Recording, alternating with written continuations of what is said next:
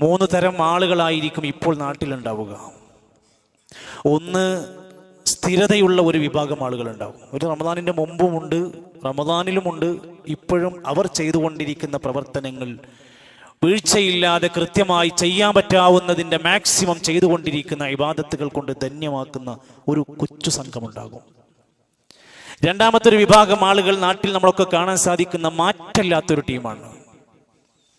റമദാൻ വന്നിട്ടും മാറ്റം വരാത്ത ജീവിതത്തെ മാറ്റിയെടുക്കാത്ത, ചിട്ടകൾ വരാത്ത, ശീലങ്ങൾ നന്നാക്കാത്ത, സംസ്കാരത്തെ ഉടച്ചെടുക്കാത്ത ചില മനുഷ്യരുണ്ട്. വലിയ നാശത്തിൻ്റെ, നഷ്ടത്തിൻ്റെ, പരാജയത്തിൻ്റെ ഒരു സംഘമാണ് ആ ആളുകൾ എന്ന തിരിച്ചറിവ് നമുക്ക് വേണം. മൂന്നാമതൊന്ന്, റമദാനിൽ അവർ നല്ല മനുഷ്യരായിരുന്നു. എന്തെന്നില്ലാത്ത മെച്ചപ്പെട്ട മനുഷ്യർ, ഒരിക്കലും പ്രതീക്ഷിക്കാത്ത നന്മകളിൽ മുന്നിട്ട് വന്നവർ.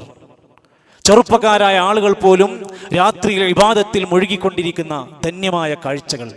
പക്ഷേ അവർ അതേ സമയത്ത് ആ റമദാൻ കഴിഞ്ഞതോടുകൂടെ അവയെല്ലാം മാറ്റിവെച്ചു പോയവർ. ഇവിടെയാണ് നമ്മൾ ഇരുന്ന് ചിന്തിക്കേണ്ടത്, പടച്ച റബ്ബ് നമ്മൾ ഈ കൂട്ടത്തിൽ എവിടെയാണ് നമുക്കിന്ന് സ്ഥാനം തന്നിരിക്കുന്നത്? എൻ്റെ ദറജ ഈ കാറ്റഗറിയിൽ എവിടെയാണെന്ന് നമുക്ക് മാത്രമേ അറിയൂ.